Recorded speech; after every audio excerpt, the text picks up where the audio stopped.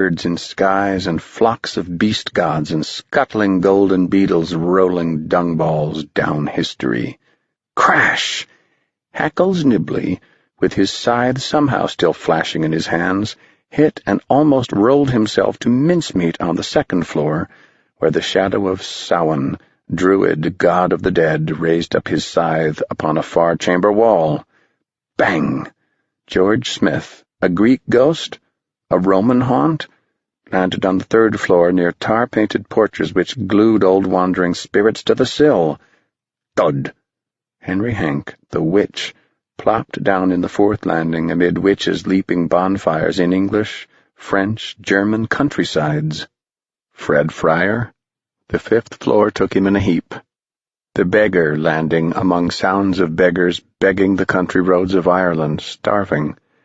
Wally Babb, the gargoyle himself, flew and crashed on the sixth floor where walls sprouted elbows and limbs and lumps, grimaces of fine gargoyle humors and glees, until finally Skeleton Tom skidded off the banister on the topmost floor to tumble and knock white candy skulls like 10 pins in a dire game among the shadows of crouched women by mounds, with miniature skeleton brass bands playing mosquito tunes while Mound Shroud, far above, still on the roof, yelled down, "Well, boys, do you see? It's all one, yes?" "Yes," someone murmured. "Always the same but different, eh? Every age, every time. Day was always over. Night was always coming. And aren't you always afraid, Ape-Man there, or you, Mummy, that the sun will never rise again?"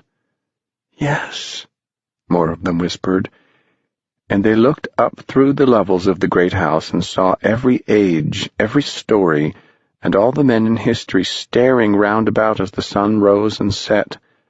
Ape-men trembled, Egyptians cried laments, Greeks and Romans paraded their dead, summer fell dead, winter put it in the grave, 1,000,000,000 voices wept.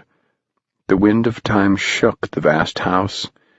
The windows rattled and broke like men's eyes into crystal tears. Then, with cries of delight, 10,000 times 1,000,000 men welcomed back bright summer suns which rose to burn each window with fire. Do you see, lads? Think. People vanished forever. They died, oh Lord, they died, but came back in dreams. Those dreams were called ghosts and frightened men in every age. Ah! Cried 1,000,000,000 voices from attics and basements.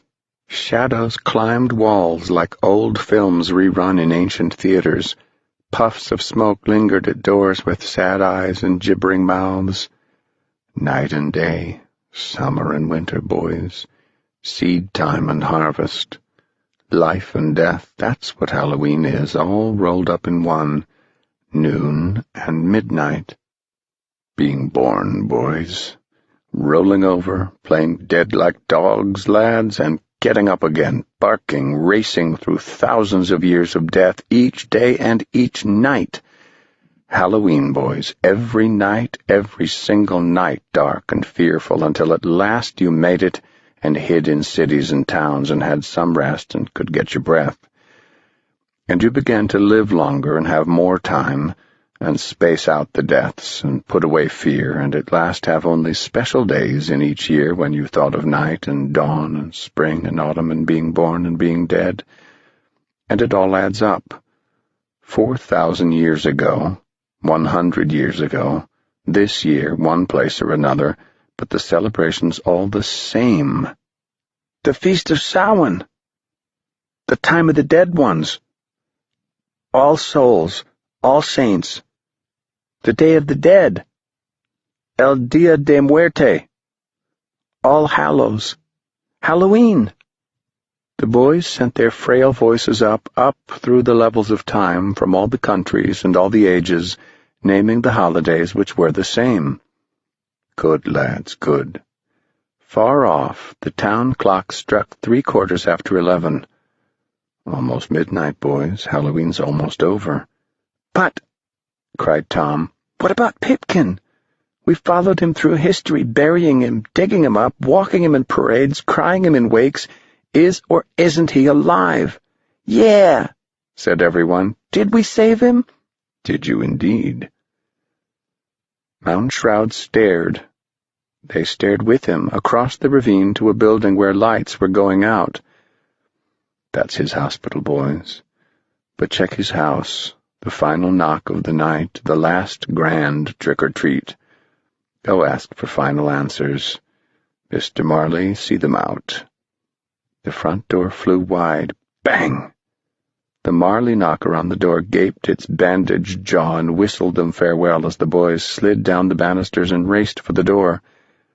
They were stopped by a final shout from Mound Shroud. "Boys! Well, which was it?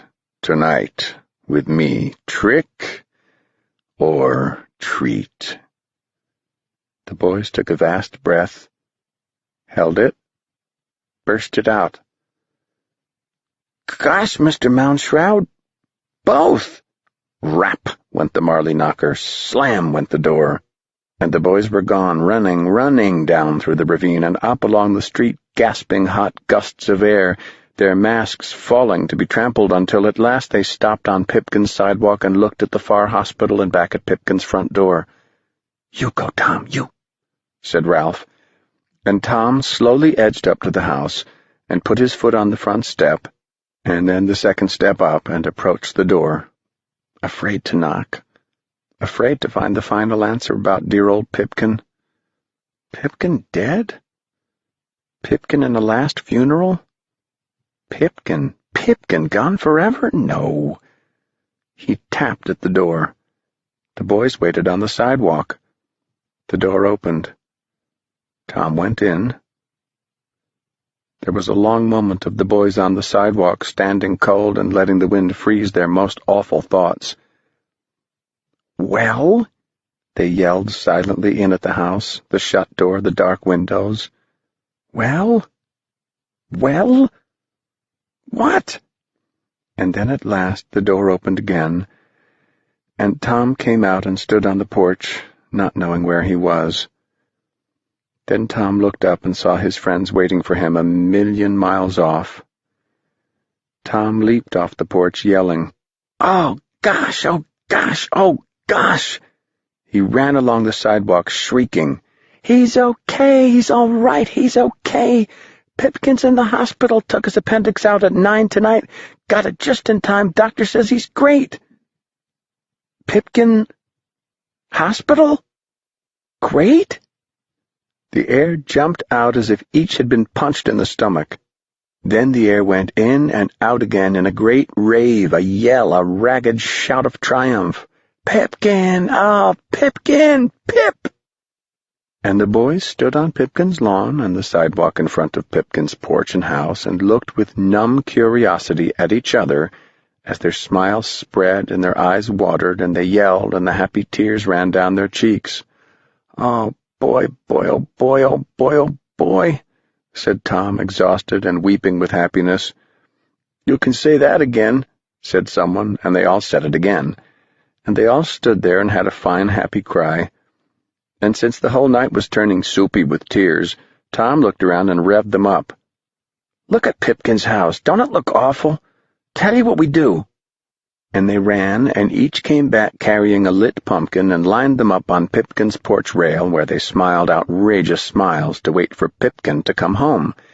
And they stood on the lawn and looked at the lovely sight of all those smiles, their costumes tattered upon their arms and shoulders and legs, and the grease paint dripped and running on their faces, and a great, wondrous, happy tiredness gathering in their eyelids and arms and feet, but not wanting to go yet. And the town clock struck midnight. Gung! And gung again to a full count of 12, and Halloween was over. And all about the town, doors were slamming and lights going out. The boys began to drift, saying, "Night," and "Night," and again, "Night," and some, "Good night," but most, "Night, yes, night," and the lawn was empty, but Pipkin's porch was just full of candle illumination and warmth and baked pumpkin smell. And ghost and mummy and skeleton and witch and all the rest were back at their own homes, on their own porches, and each turned to look at the town and remember this special night they would never in all their lives ever forget, and they looked across the town at one another's porches, but especially on and over across the ravine, to that great house where at the very top Mr. Moundshroud stood on his spike-railinged roof. The boys waved, each from his own porch. The smoke curling out of the high Moundshroud Gothic chimney fluttered, motioned, waved back. And still more doors were slamming to lock all around town, and with each slam, one more pumpkin, and then another, and another, and another on the huge Halloween tree snuffed out, by the dozens, by the hundreds, by the thousands. Doors banged, pumpkins went blind, snuffed candles smoked delicious smokes. The witch hesitated, went in, shut the door. A witch-faced pumpkin on the tree went dark. The mummy stepped into his house and shut his door. A pumpkin with the face of a mummy extinguished its light.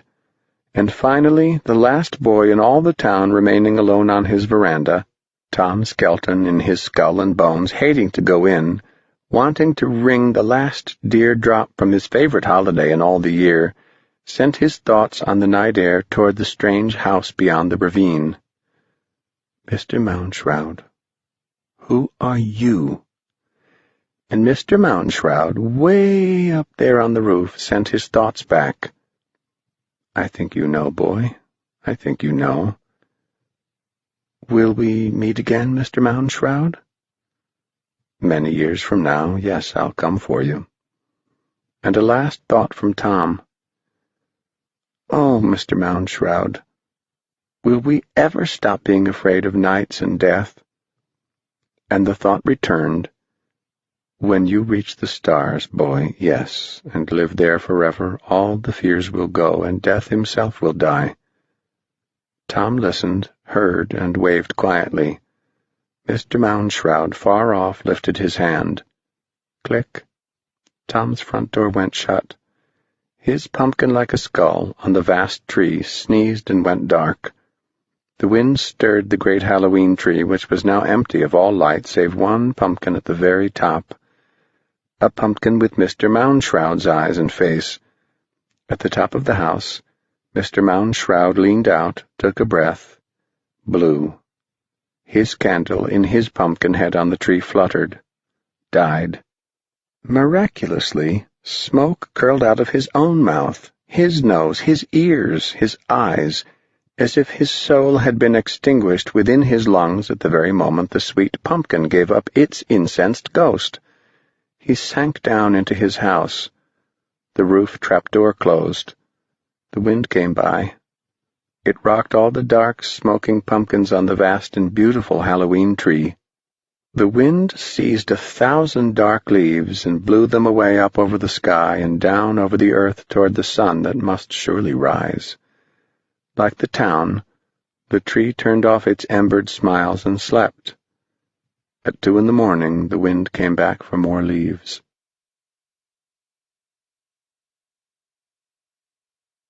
This concludes the reading of The Halloween Tree by Ray Bradbury. Copyright 1972 by Ray Bradbury. Copyright renewed 2000 by Ray Bradbury. This book was read by Bronson Pinchot. This unabridged recording was published by arrangement with Ray Bradbury and was produced in 2011 by Blackstone Audio, Inc., which holds the copyright. Neither this recording nor any portion of it may be reproduced or used for any purpose without prior written authorization from Blackstone Audio, Inc. Thank you. Audible hopes you have enjoyed this program.